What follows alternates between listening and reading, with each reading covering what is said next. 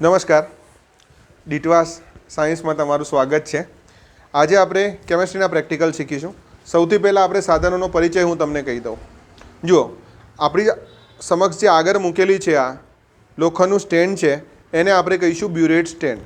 અને burette stand એટલા માટે કહીએ છીએ કે આ આપણી જે બ્યુરેટ છે ને એ આપણે એની અંદર ભરીએ છીએ, એટલા માટે આને આપણે શું કહીએ છીએ? Burette stand.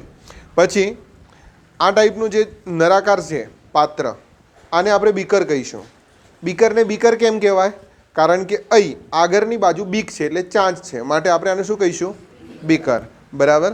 પછી વાત કરીએ પીપેટની, તો તમારા ટેબલ પર જે આ પ્રકારનું કાચનું સાધન છે આને આપણે પીપેટ કહીશું। પીપેટથી આપણે જે દ્રાવણની સાંદ્રતા શોધવાની છે તે દ્રાવણ 10 mlની પીપેટ હોય 10 ml, કોઈક વાર 25 mlની કોલેજમાં જશો 25 mlની પીપેટ હશે, તે વખતે 25 mlની પીપેટ તમારે યુઝ કરવાની થશે। આના વડે જે દ્રાવણની સાંદ્રતા શોધવાની છે તે દ્રાવણને આપણે શક કરીને કોનિકલ ફ્લાસ્કમાં લેવાનું હોય છે। એના માટે તમારે આ જે છેડો છે એને દ્રાવણમાં રાખવાનો, અહીંથી તમારે ખેંચવાનું થશે। હમણાં પ્રેક્ટિકલ કરીએ આપણે। પછી વાત કરીએ આપણે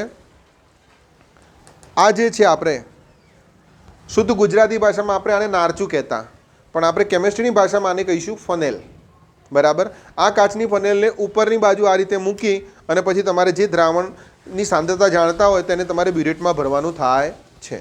ચલો, હવે આપણે વાત કરીશું આને આપણે ચંબુ કહેતા। 8, 9, 10માં શું કહેતા? આને આપણે ચંબુ। આ ચંબુ છે, પણ અહીંયા આપણે કહીશું આને ઇંગ્લિશમાં કોનિકલ ફ્લાસ્ક। શું કહીશું? કોનિકલ ફ્લાસ્ક કહીશું, ઓકે। એના પછી આપણે આ કસનરી છે જેને આપણે કહીશું હવે ટેસ્ટ ટ્યુબ, બરાબર। તો ટેસ્ટ ટ્યુબ છે, આમાં આપણે ટેસ્ટ કરીશું, બરાબર। ટેસ્ટ ટ્યુબ મૂકવાનું સ્ટેન્ડ છે, બરાબર, એને આપણે કહીશું ટેસ્ટ ટ્યુબ સ્ટેન્ડ। અને અહીંયા ટેસ્ટ ટ્યુબ સાંદ્ર દ્રાવણ લેવા જઈએ ને જ્યારે H2SO4 HNO3HCl, ત્યારે આપણે આ કસનરી જે છે જેને ટેસ્ટ ટ્યુબ કહીએ છીએ એને આપણે તમારે આ પ્રકારના હોલ્ડરમાં મૂકીને લઈ જવાની થશે, જેથી કરીને આપણને કોઈપણ પ્રકારની ઈજા થાય નહીં। તો અહીંયા જે છે ટેસ્ટ ટ્યુબને તમે આ હોલ્ડરમાં મૂકો છો, માટે આને કહીશું આપણે ટેસ્ટ ટ્યુબ હોલ્ડર। આટલું ખબર પડી ગઈ?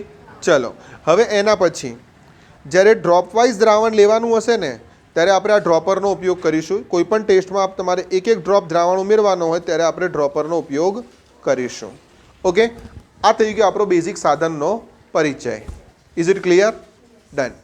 હવે આપણે પહેલો પ્રેક્ટિકલ સમજીએ, બરાબર।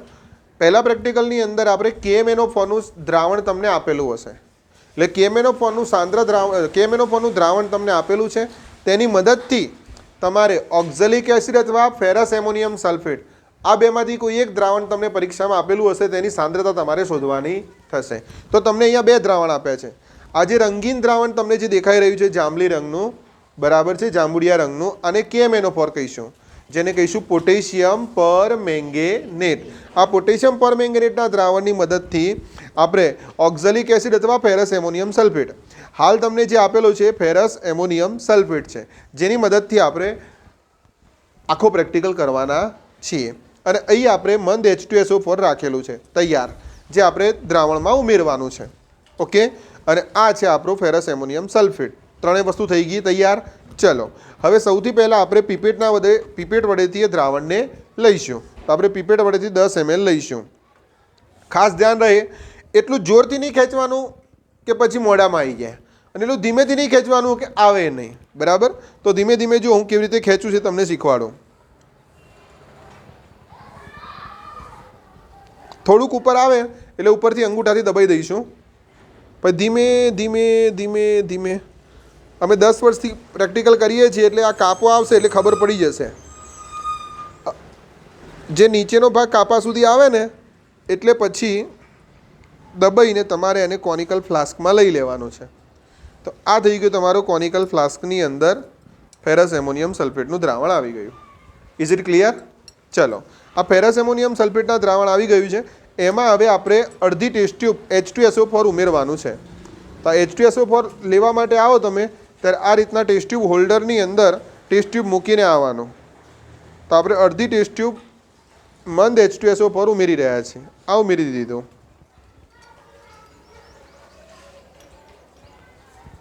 ડન।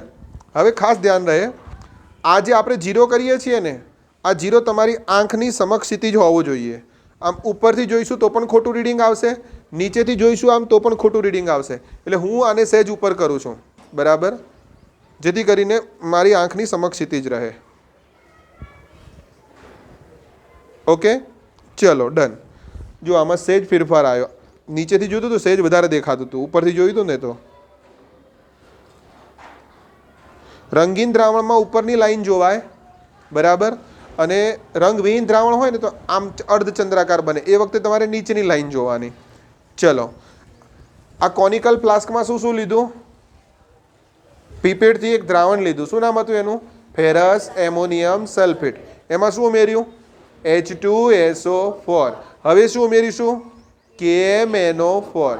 હાલ આનો રંગ જાંબુડિયો છે, આ દ્રાવણમાં પડશે એટલે શરૂઆતમાં રંગ જતો રહેશે.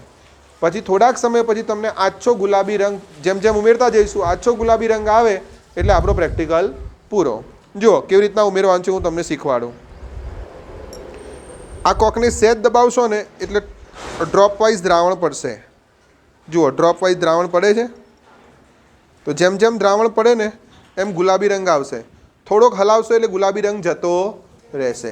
આપણે પરમિનન્ટ ગુલાબી રંગ આવે ત્યાં સુધી દ્રાવણ ઉમેરતા રહેવાનું અને પ્રેક્ટિકલ કરતો રહેવાનો, બરાબર. આ રીતના ઉમેરવાનું પછી જોવાનું, ઉમેરવાનું પછી જોવાનું.